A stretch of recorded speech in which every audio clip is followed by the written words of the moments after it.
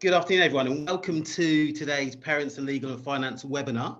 We're just going to wait a little while longer for everybody to sign in. And throughout the discussion today, you'll see some polls. So we're just going to launch a poll so you can interact with us now whilst people sign in. And the question, which will be coming up shortly, is what do you think is the most valuable support from an employee can receive when balancing work and parental responsibilities?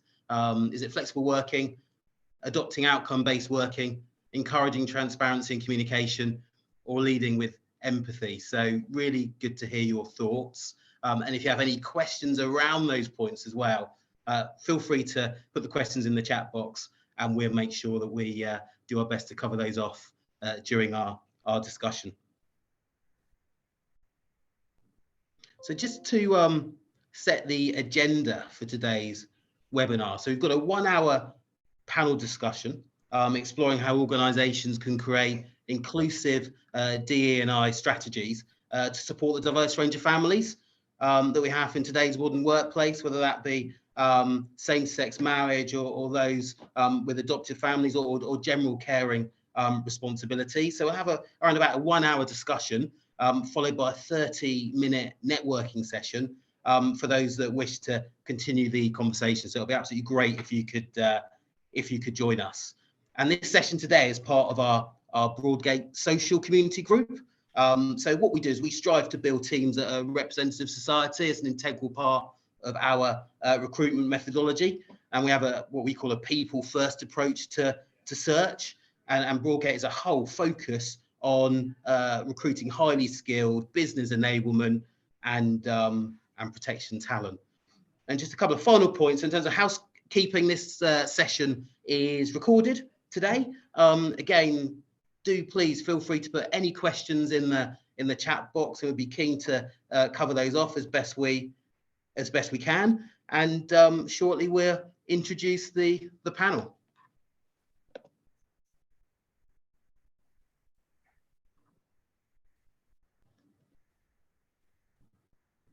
I'll introduce myself and then we'll introduce the panel. So my name's Cassidy Bishop. I head the legal business for Broadgate. I'm a parent myself of a teenager, so I've had a real interest, and it's affected me in many ways in terms of how I've been treated by employers in terms of my career development. And of course, from a recruitment perspective, it's a really significant issues that candidates often raise around how can organisations or how does an organisation support me during my career. And I'm hosting today's event with Helena. So Helena, shall I let you introduce yourself?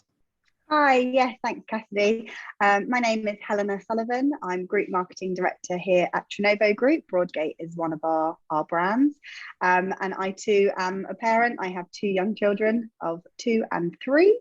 And really excited to be co-hosting the event with Cassidy.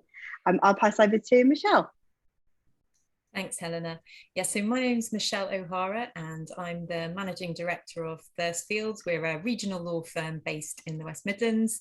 I have 3 children, aged between 18 and 22. It's always quite difficult to remember the exact ages, so 18 to 22 at the moment. And Mary, over to you. Hi, I'm Mary Proctor and I am a mother of 4 boys. I've worked in finance from I left university and I'm now a management consultant. So I have boys aged from 16 to 25, so some still at school age up to university, and then one, the eldest, finally got through the top and out the other side into the work environment himself. So I feel like I'm coaching them a lot and leading them a lot in their decisions. So I'm looking forward to contributing to this discussion, as my experience has spanned periods when I felt that the support was not really there. So I'm handing over to Julian. Yeah, hi there, Julien A. I'm Global Head of Non-Financial Risk at Fidelity International. I'm actually a new parent, so my little girl is going to have 9 months this week, actually. So still very little. My husband and I went through surrogacy, and through that process and the engagement we had over the past few years, kind of developed a unique perspective on on parenting and what it means to be a gay parent, especially in this world. So looking forward to the discussion today. Yeah, thanks everybody. So in terms of then the first question, so legal and finance are particularly demanding industry. So be really keen to find out how you all have managed your career with children and the processes you've gone through and the challenges. Michelle, I'll ask you first. Yeah, sure. So I started my legal career in 1997, training with an international law firm. And 2 weeks after I qualified as a solicitor, I was sheepishly having to break the news to my boss that I was expecting my first child. That probably wasn't the norm at that time, to have your family so early in your career. So probably a bit of a surprise to my employer, who'd obviously been training me for a couple of years at that point, but they did take it well, to be fair. Maternity leave was, I think, around 13 weeks at the time, so 3 to 4 months after having my daughter, I was back at work. And there is only 16 months between my first 2 children, so it was another couple of months before I was sheepishly back to my boss to say I was expecting my second child. And I stayed with that firm for nearly a decade, and to be fair, I think they were reasonably progressive for the time. So I was able to work part-time. I was able to take a non-client facing role, which just has different demands. I was able to work a day a week at home. And I think that was really helpful in keeping me in employment for that decade. But when my children were all of school age, I needed to work closer to home. And that's when I moved to Thursfield. So I've been here 15 years now and had a variety of roles, built an employment department, managed commercial service teams, been our HR director, and then now the MD. And I think one of the things that I particularly think is valuable for being a managing director is and an employment lawyer is really understanding the psychology of the workplace. And of course, I hope that I bring to that all my own experience as a parent sort of through my career. Fantastic. And Julian, just the same question to you. So I feel lucky in a sense that my parenting experience is very new in a context where I think the workplace has dramatically changed compared to what you just explained. So working from home is, I wouldn't say the norm, but close to it, which already being at home is not an exception anymore, right? So it's probably a bit more the norm now, which already removes kind of a lot of complexity and stress around upbringing children. Now, if I look back into my experience, when I joined my current employer, Fidelity, I actually knocked at the door of the president of the company, and we had a discussion around, okay, new gay guy here, planning to have a family, what's up for me there?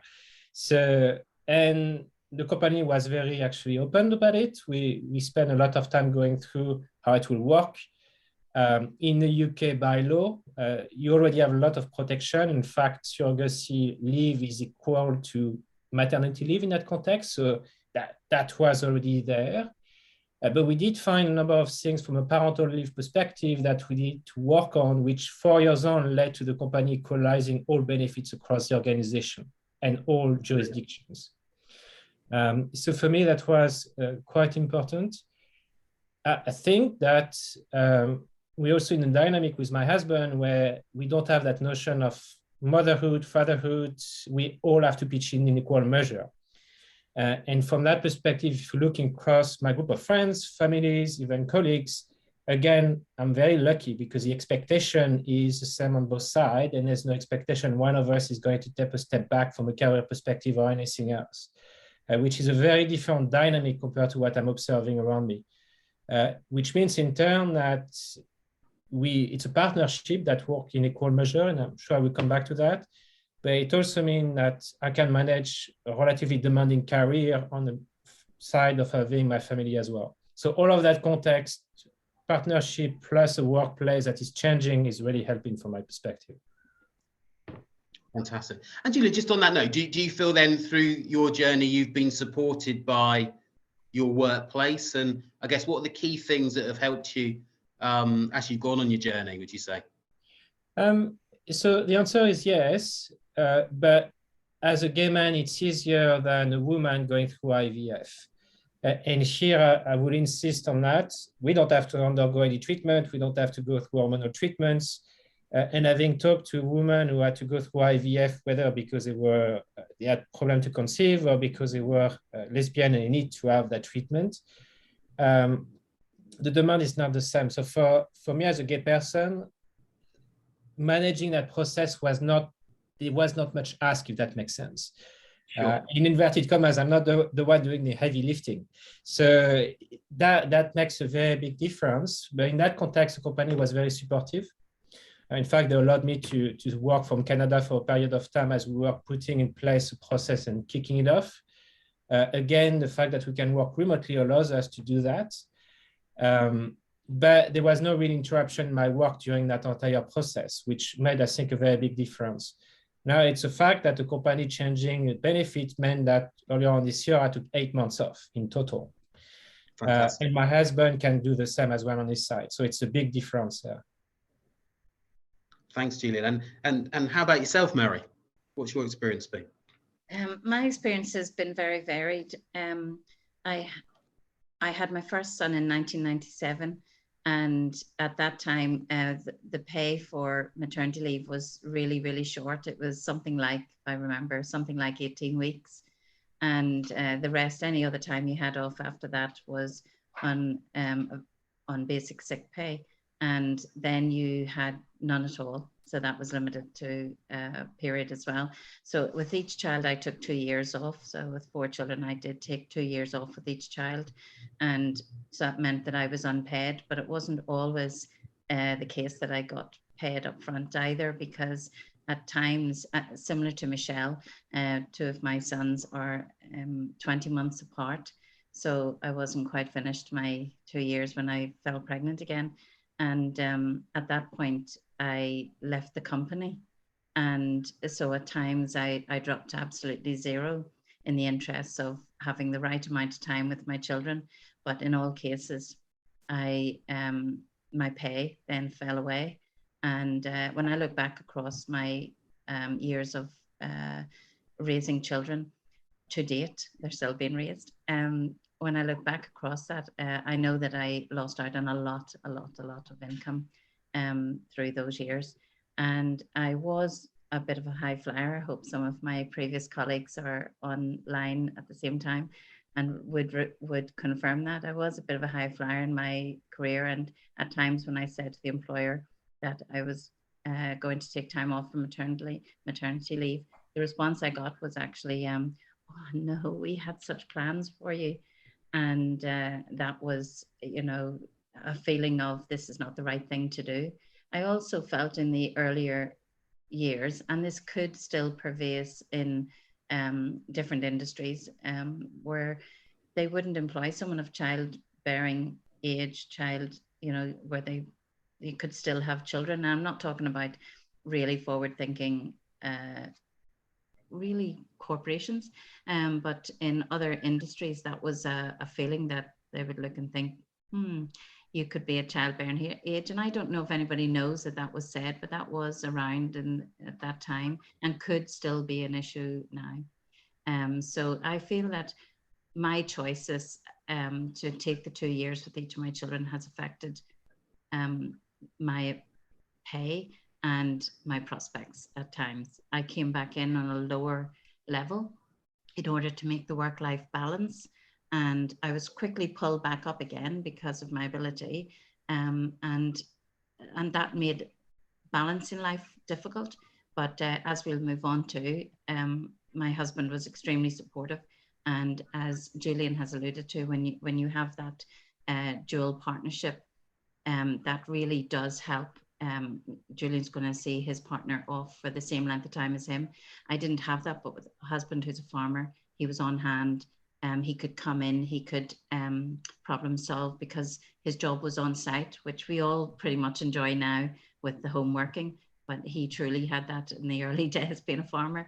He was able to pick up where incidents occurred. So it was a very different experience. And just out of experience, to what extent do you feel that perhaps, how certainly in your early parts of your career, it affected your development? And looking back, are there any things you feel that employers specifically could have done better to support you?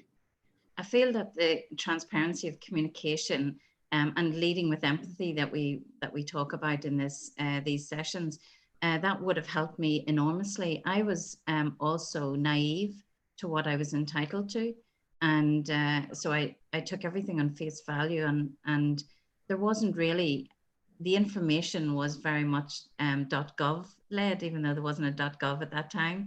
It was really based on, this is your entitlement. It wasn't really, the company will support you. And there was one time when I was leaving a company, and the director general took me aside and said, do you know that you are one of the most protected people in this company? You're a mother, and you are a working mother. And she said, you should ask for what you want and you'll get it. At which stage I had already taken the decision to leave. And that was, I was leaving at a real pinnacle, of my career, where I was being asked by other companies to come and work for them, genuine offers that had worked with me on consultant-based work in the company. But it was public sector, and I felt that having moved from private to public sector was very good at that, but I didn't know about it because I came in with private sector values. So I think the transparency would be a really key thing, and I believe there's a lot more of that now. There really is a lot more of that now, and I wish I was having my children under the auspices that we have now for parental leave. And yeah, I really would have preferred to have more information. I'd have made different choices, perhaps. No, thanks, Mary. That's some really good thoughts. We'll perhaps touch on some of those points further along the discussion, but I'll move on then to perhaps the second question, which is the shift in parental responsibilities, and how do you feel we are moving towards more equal partnerships regarding parental leave? And Michelle, perhaps I'll throw that question to you. Sorry, I think that one was for Julian, but Julian, I don't want to step on your toes. Did you? Oh, it was. One? Sorry, well spotted, Michelle. I'm sure we all have a different perspective on this one, but my view, and I think I touched on a little bit on that in my previous response, the answer is yes. But I am very conscious that I'm in a lucky position in that context. So as gay parents and gay family, we sit outside the norms. Again, there's no notion of fatherhood or motherhood because we are both parents and we can contribute in equal measure to raising our daughter. So that in that context already changes the dynamic quite a lot. And for me, it was really eye-opening when I posted a kind of an article on LinkedIn some months back on our experience and what it meant for me to get parental leave. And I was stunned by the level of response and the debate that created, and a bit the fault line you have, right, between people saying, yeah, we want to have equal partnership, the others are saying, nope, we want to stay where we are today. And you do have that, right? And it was very clear in the debate that unfolded from that post. For me, at the end of the day, parental leave, and that's where companies can play a role, equal parental leave is critical from a financial standpoint to enable families and both sides of the families, both partners, to contribute to a family. And let's face it, today, men, especially in straight relationship, are in a disadvantage today by law. It doesn't mean companies cannot do more, but the minimum legal framework means that most companies are going to do that. And as a result, they do not pitch in at the same level. And I had lots of discussion around, well, what about shared parental leave? Realistically, most families cannot afford to take shared parental leaves because the revenues are going to drop. And so, rightly or wrongly, if men are the main owner, then you have no choice as a family, which put women then systematically at a disadvantage from my perspective. So from a parental leave standpoint, there's clearly something to be done there. Now, culture as well, right? Because, and back to my point, I could see people on both sides of the fault line here. The culture is what drove the legal framework, not the other way around. So there is a need for all parties to realize that when we can rebalance the act, and the reality is that I've seen mothers who do not want to do that. I've seen fathers who do not want to do that either, because everybody is comfortable in their current situation. So I think mentalities need to evolve. The most important point for me is for people to have the choice. In a way, I'm not judging what people are doing in their couple, it's their choice, but they have to have the choice. And I don't think today that the legal framework gives that choice to families. Thank you, Julian. That's yeah, really interesting discussion point. Michelle, I'm going to come to you to ask about how do companies then, following Julian's point, normalize discussions around parenthood in the workplace. I know you've done quite a bit of work in this space. Yeah, and one of the really interesting things to come out of the pandemic is really this cross-fertilization, or the breaking of the barrier between work and home, and you visually see it on the Zoom screen when you're communicating with your colleagues, and some negatives to that for people as well, around the demands and different responsibilities, but in some respects it's quite good that that barrier is broken and people see the whole person who comes to work. And more generally, we're obviously talking about parenthood, but coming to Julian's point around culture, actually to normalize the discussion, we need to create that inclusive culture where it's okay to come to work and talk about whatever is important to you as an individual and be accepted and included for that. Our HR director has a great expression. She talks about fitting out, not fitting in. And what she means by that is many workplaces, policies, structures, they're all constructed around a dominant norm. And we look to fit in with that. And fitting out means actually giving your focus to what's sitting outside of that dominant norm in order to be more inclusive. So certainly at Thirstfields, one of the things we did at ask our ED&I committee to look at our policies through the lens of inclusion and tell us what they might want us to do differently. Because as individuals, we can only speak from our own lived experience, can't we? And however broad that is, we're still only one person. So I think giving breadth to that understanding of inclusive culture is really important. And then just finally, as a leader, I see it as a personal responsibility to lead by example. So I am, a parent with 3 children. I don't feel I should have to apologize to my employer because I do. There are occasions in the past where, I cringe a little bit at I was joking with Cassidy the other day about, leaving my children under the stairs at work whilst I just finish up that last email and try and keep them out of sight so none of my colleagues see them, and not quite the Harry Potter understairs cupboard, but not far. My children have a good sense of humor about their upbringing. But in a way, I would like to think for the future that none of my colleagues have to wrestle that sort of, wrestle that conflict. So it's about, for me, it's around making it okay to be able to be a parent with 3 children in work and make a great contribution, just as Mary was explaining. She feels she didn't get that full opportunity. I also, what you've just talked about has just chimed with me, because if my eldest son was on here now, he would say about the nights I left him in the library. Well, I do cringe a bit because, I was working late at work and he'd ring me and say, "Mum, where are you?" And so I'm actually still at work and I've got a meeting and I won't be able to pick you up for another couple of hours. And it was 45 minutes away. And he'd say, "Okay, that's all right, Mum, I'll go to the library." Very accommodating. My children have been so patient. And he'd go to the library and then that library would shut because that was the college one. And then he would go to the public one. And then he'd ring me and say, "Mum, that's closed." I just cringe to this day.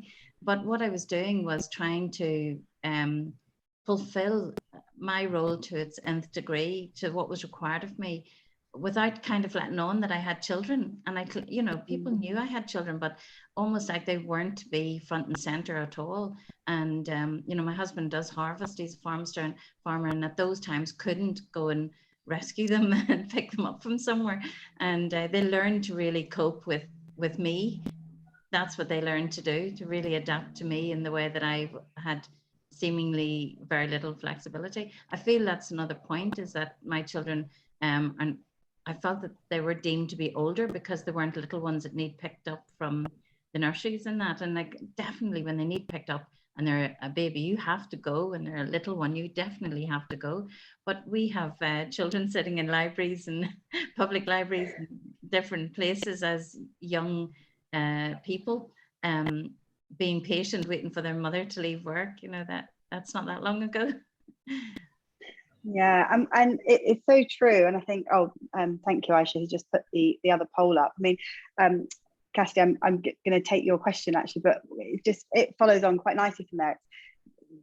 The pandemic, I think, has really accelerated and changed a lot of that, perception of, your children are sort of hidden under a cupboard, quite literally in Michelle's case, but that you kind of, your work and your family were very, very separated. But this quick shift into working from home, having having your kids on your lap during a Zoom meeting, and it's kind of normalized it. And I think it's really it's really sped up something that was happening, but actually has happened a lot more.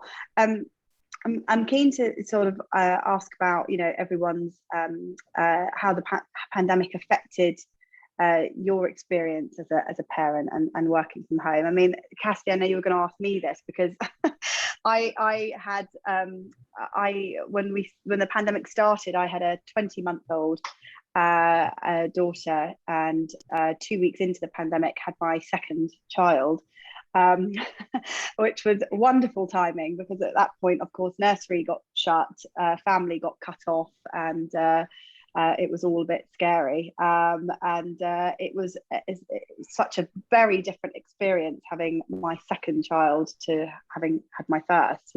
There were no baby groups, there were no classes, there was no meeting up with friends, there was no sort of, getting the grandparents to help out a bit, so it was, I mean, I'm smiling about it now, but at the time it was obviously, extremely stressful, but also wonderful that I got so much, as a family, we had such a precious time. Those first couple of months together, it was just us, it was also wonderful. But I'm keen to hear, how did that, affect you? How did you have to adjust, Michelle? So I had one doing GCSEs and one doing A-levels, and we were living fairly rurally, so the broadband wasn't really up to it. So, and we needed someone to come and sort out the post in the office. So I actually migrated into the office just, I think, to keep my routine. I'm not someone who particularly enjoys working from home. So for me, keeping that routine was probably quite important. It's different for everyone. Yeah, absolutely. And Julian, you may have, you probably just caught the tail end, I imagine, with the age of your daughter. Well, it impacted us in a different way, right? We got matched with our surrogate pretty much at the beginning of the pandemic. What that did for us, it completely changed the plan we had in terms of how will we support her, what will we do there. We were planning to go and meet her. That didn't happen. We didn't meet her until just before the birth, and that completely changed what we had planned. And we were fortunate in that sense that the Canada, where we did our surrogacy, adjusted very quickly to that situation, especially for surrogacy, because there was no, like it happened in other countries, not letting foreign intended parents come in because the country closed its border. So they had to change that very quickly. And for us, it just reopened a month before we were going to fetch her. So we were very lucky from that perspective in a very good way with the timing. Clearly, when we came back here, we were a bit in lockdown, but with a young baby, you don't have much of a choice anyway. You can't really go out. So in that sense, it didn't really impact us. I think it's, in fact, started reopening when we could go out. So I think overall, it kind of changed the dynamic for the surrogacy process itself, but not when our daughter was around. But what I've observed is not for me. It's especially I have a team which is international. So I have people in India, I worked with people in Asia and across the globe. Same thing I've seen everywhere. Mothers were massively impacted by the pandemic. And that had a massive negative impact on their career, probably on their mental health, because now they had to juggle with no breaks anymore at all because schools were closed. Work life, family life, household life, because everything came up together. And I don't know how long it's going to take for them to recover, but I can see a lot of them got massively impacted by that. And again, that's back to that point of partnership on we're not equal in those type of things. And I think the pandemic had a massive impact on mothers from my perspective. Yeah, absolutely. Michelle, did you have to make many adjustments? I know you said personally you were still coming in. Did you have to implement policies quite quickly to support your working parents? Yeah, so we were always pre-pandemic quite a flexible company anyway. A large proportion of our workforce is female and would have worked in some flexible pattern. But with the pandemic, we just opened up our remote working, and you know, everybody who was able to or wanted to could work from home. And there were real challenges for particularly colleagues who have smaller, younger children, trying to do that juggle that Julian was just explaining. And so we just took a very much a trust-based approach. You know, hours were no longer fixed, and we just trust people to get through their work when they can. And people showed, I think, real resilience and creativity in the different arrangements that they came up with their partners to try and make it work. But I think the key from an employer's point of view was just very much trusting and being flexible, and it worked. So yeah, great. Thank you. Cassidy, I'm going to hand back to you to ask your next question, which I think is for Mary. Yeah, absolutely. I think it's quite interesting, some of the things you said around a lot of this in terms of how employers can support people is around trust, isn't it? It's around empathy, it's around being flexible around the needs of your employees. And I guess moving on to a question to you then, Mary. But again, looking back over your career, what are the things that employers have done that have made you feel better supported, and what policies and strategies do you feel can really support parents? I definitely feel that the second part of your question I can answer easily, because the changes that have come in since I started to have with my first son to my last, the changes in the approach to maternity leave and the exponential changes that have occurred in the last couple of years, where you've got equal rights of paternity leave and maternity leave in companies. All of that has been phenomenal. And it has meant that there is a conversation in work that wasn't there before, because, you know, for 12 weeks of your pregnancy, you didn't mention that you were pregnant. That's still the norm, because you want to make sure everything's healthy before you tell anybody.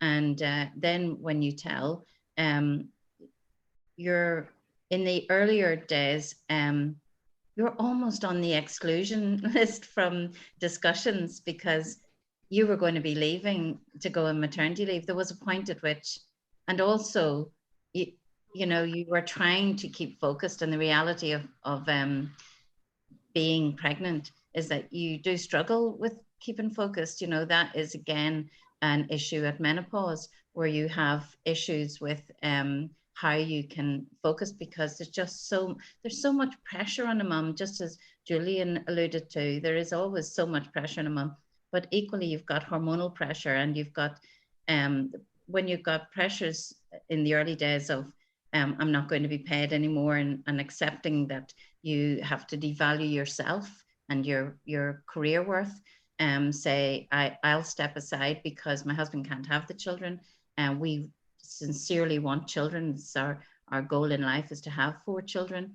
And, you know, I then make the sacrifice, and it felt like a career sacrifice in the early days. But now it's definitely a more open. In my last role in Vodafone, the changes I saw come in Vodafone were mind-blowing. They were fast, and just as Michelle has described, I felt they handled the pandemic fantastically well. The communication was, they used all of their global expertise. So where it was happening already in Italy and various places, they used that to inform ahead of Britain politically even, to come up with policies and work practices. From a mother's perspective, again, I feel that mental health issues in a family became an issue that was talked about. That when Julian said how tough it was for mums and they were teaching their children and, you know, schools were closed. Definitely when you have older children, you're dealing with that mental health issue as well. I'm not discounting it for younger children, but you don't necessarily have to teach your older children. So, you know, the other side of things is more important at the ages my children were at. So I think that the discussions that were being held from a company perspective were really very good. They will have moved on so much more now as well. I stepped back, and I'm going to tell you why I stepped back. I stepped back after during lockdown for over a year.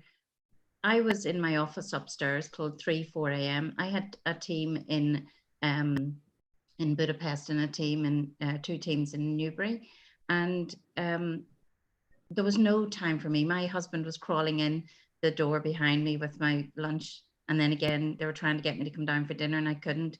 I just had so much on. We were trying to learn very fast how to communicate with our distant teams, but to get our job done. And my work worked really closely with a particular board. And it meant that that board had to be served on the dates it had to be served. You know, that is the requirement of working with a board. Things have to happen. You don't just drop out and say, sorry, I had the children. You know, that is the reality of working in finance. And my role was actually a transformational role. So it wasn't directly in finance. But we still had huge deadlines to hit. So in the end, I think I got really, after years of running myself ragged in jobs, I actually became really exhausted by the pandemic, and it was everything. And so when the option of voluntary redundancy came up, I took it, and took a year there to decide. So I look back and I think, you know, I think that policies have moved on so much and exponentially in the pandemic era, and it will keep going forward. And I really wanted to.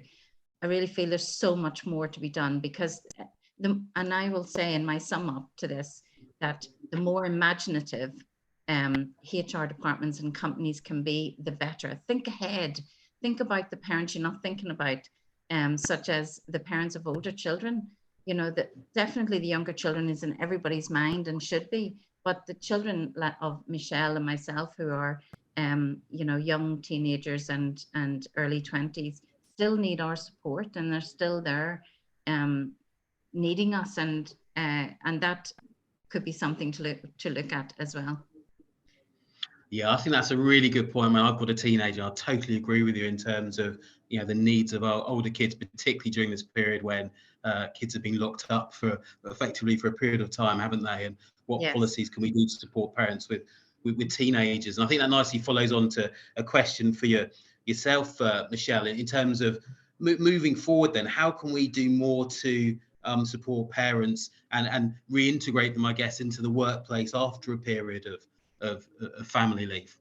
Yeah, well, I think of my own experience, particularly coming back from sort of my first maternity leave, and it was really daunting because I suppose I was quite junior in my career still, and I remember being terrified that a client would phone, and of course for a lawyer who relies on clients, that's not a great place to be, and so I try and really remember that, and allow that to inform how I would treat our colleagues. So for example, if we have colleagues coming back from maternity leave, I always try and remember just to drop them an email or contact them and say, you know, I hope today goes well. I don't know how it feels for you, but I know for me it was quite daunting, and we have people here who can support you.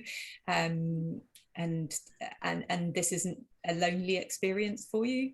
And the other thing I think is really important around that reintegration piece is actually good communication.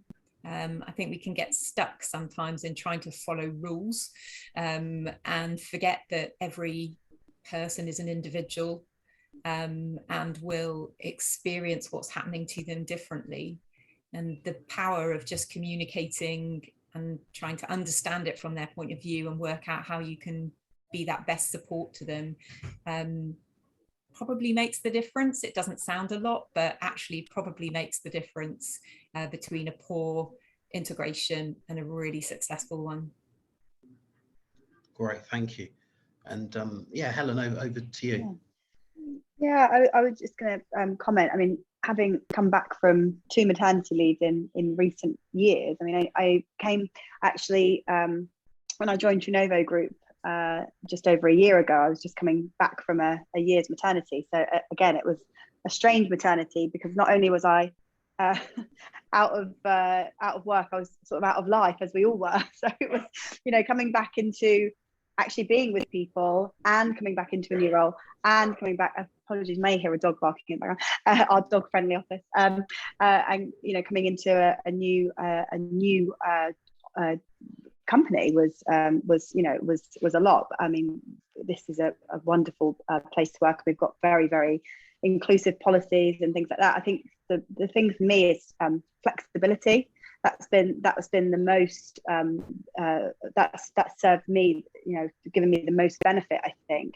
I think being in a company that looks at your sort of your output rather than the number of hours that you're working, or, you know, sort of looking at those sort of old metrics of, well, you know, presenteeism and things like that, and actually looking at what is somebody contributing and how can we help them to contribute, and what do we need to do to be flexible.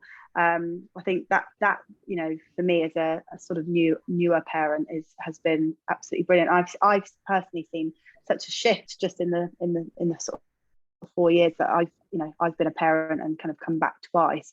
It's definitely going in the right direction. We have touched on this a little bit, but I'm keen just to kind of revisit with you first, Julian.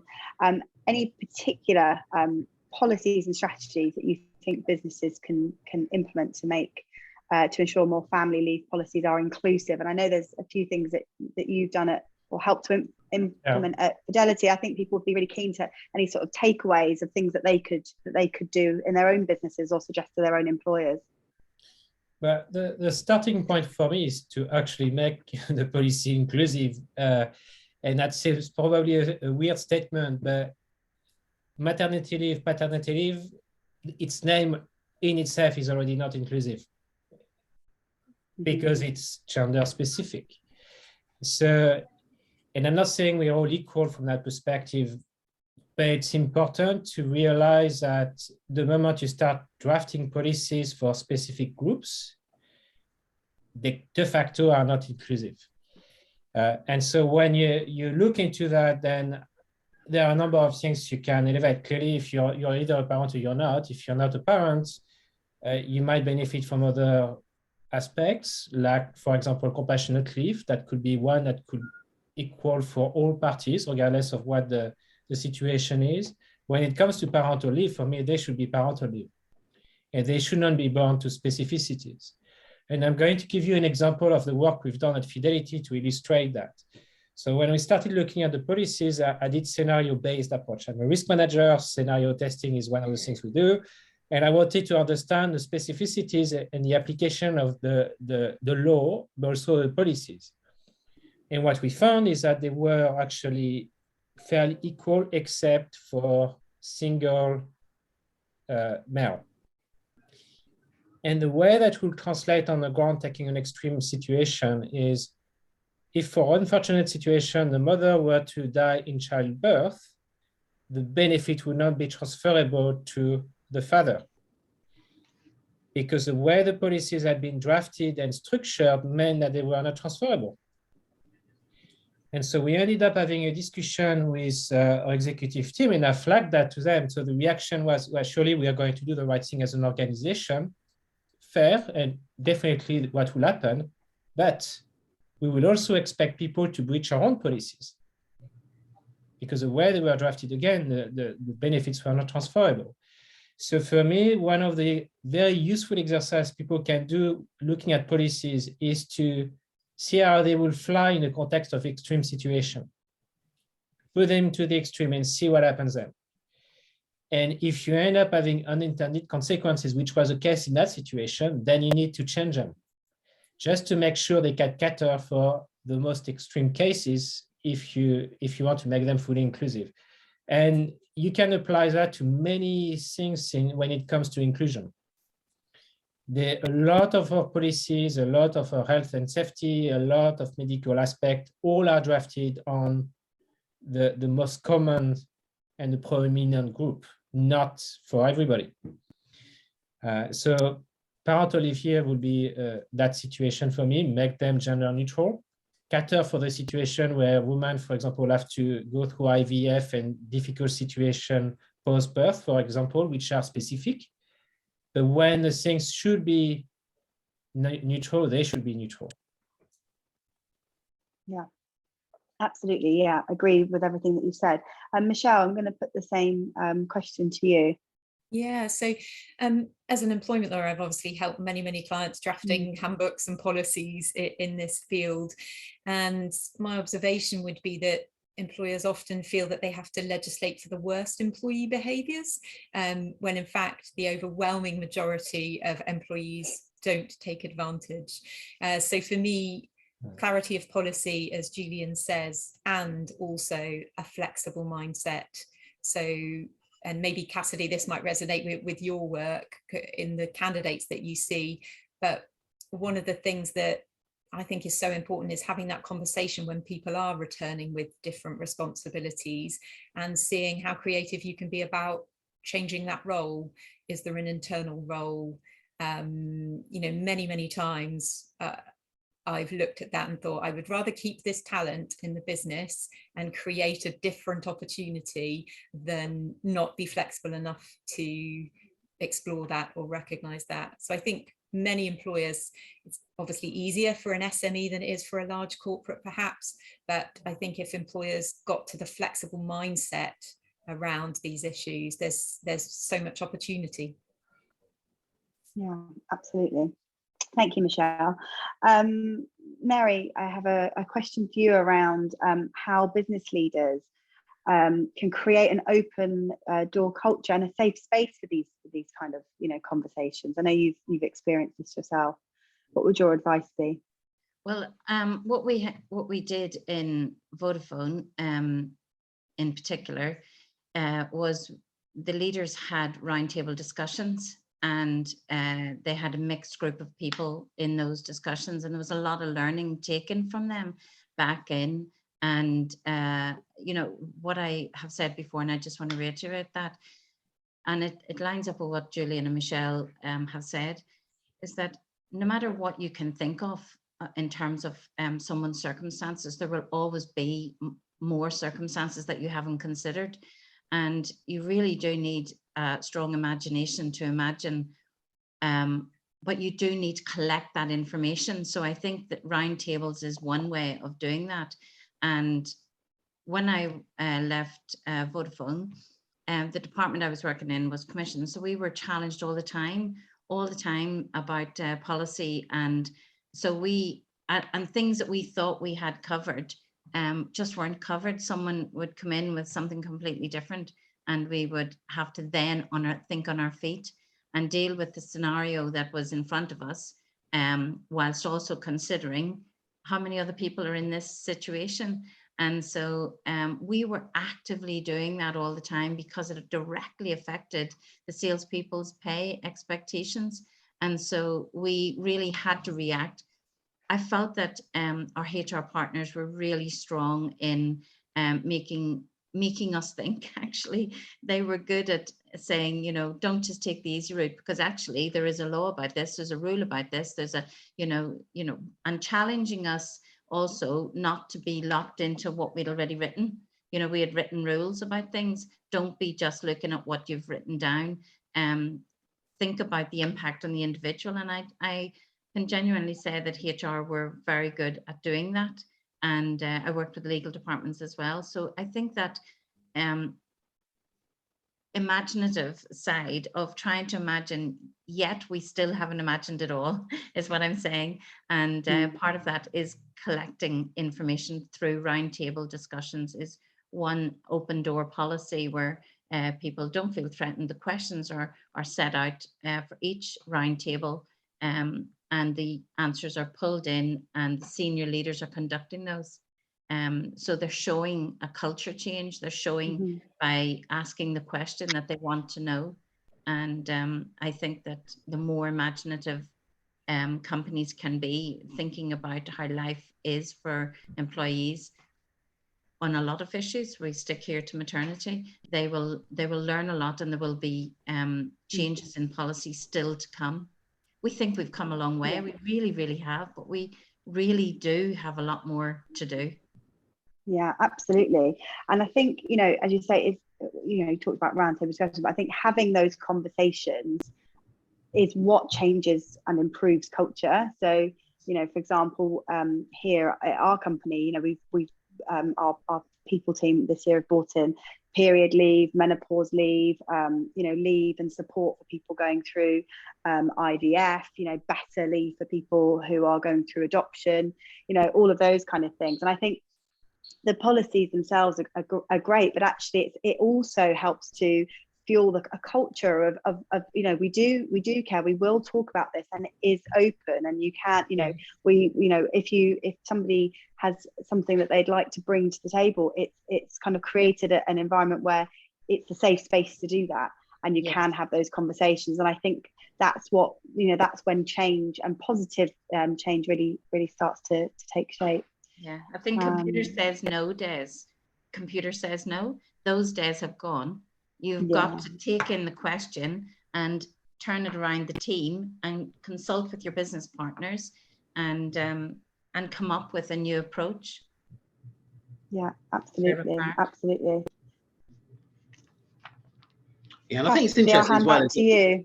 Yeah, no, thanks, Helena. I think what's really clear, certainly in the legal space I'm operating, is organisations that are ahead of the curve on this are clearly outperforming those that aren't. You know, when it comes to retention, when it comes to recruitment, and when it comes to the bottom line ultimately. So clearly, it's such a key part of you know, organisations' strategic thinking. And I think it's really interesting what you said as well, Julian, is it seems to be those organisations that are testing the extremes that are really leading the way in this respect. I think that's so important, and I guess that sort of leads on to our final question, which is what, and this I guess is a question to the floor. What are your last thoughts and hopes for the future of policy, and what perhaps are the key things organisations can do as we continue to make progress? Because clearly we have made a lot of progress over the last couple of years in particular. And yeah, perhaps I'll throw that question to you initially, Julian. I think we've touched on a lot of things. One thing I like to emphasize, which for me is very important, is turn from the top and leadership by example. Because you can have, and I was actually approached on that very topic by an organization a few months back, you can have the best policy in the world, let's say they're fully inclusive with tons of benefits. If people do not trust the organization is going to live by its words, then they're not going to take up on those benefits. And so having people and senior people standing up and saying, just as a child, I'm off for 6 months, see you guys when I'm back. As simple as that type of message will send a very strong message for the entire organization. And so that leading by example for me is critical to make sure that whatever we do in the family and benefit space will translate on the ground with people saying, yep, that's for me. And by the way, I know I will have a career when I'm back. Yeah, fantastic points. And Michelle, I'll ask you, is there anything you'd like to add to that as we wrap up? Yeah, so I'm a massive fan of Brené Brown. I don't know if you've heard of her, but she talks a lot about being awkward, brave, and kind. And it occurs to me that actually those three adjectives work really well to what we've been talking about. Organizations need to get a bit uncomfortable and feel a little awkward so that they can explore what the opportunities are here, a bit of boldness, as you were saying, Cassidy, and some kindness too. You know, at the end of the day, we're all human, all trying to do the best with the tools at our disposal. So fantastic. Thanks, Michelle. And last but certainly not least, Mary, any final thoughts you'd like to add? I have really enjoyed the conversation today. I think it has really ticked a lot of boxes for me, that we have discussed this and it's out there being discussed. I think that summing up mine, I've said it before, is about the companies having the imagination, and they can get that by leading from the top, doing these round tables. No more computer says no, you know, taking each case individually. It is possible to do that, even though a company can have 40,000 worldwide employees. Local departments can take the initiative. They can do that. They can have the discussions with their business partners and be more imaginative about their response. And I think that will help this culture of change to continue to grow as it has done. You know, I'm so proud of what has happened and that I'm still there to see it. It's really, really great that companies are moving forward, but have a lot of work to do in that regard as well. Fantastic. Oh no, thank you everybody so much for today and your thoughts, and lots of diversity of thought, which is you know, what this conversation was all about. And I think some fantastic takeaways. I'd like to thank everyone as well who's joined us, or perhaps will watch the recording. There's one last poll if you'd like to contribute, or if there are any questions you'd like to ask. And what you'll see, there'll be a link in the chat box shortly if you'd like to join us for a little bit of networking for after the discussion. So thanks again, and yeah, once the link arrives, feel free to join us. Thanks everybody.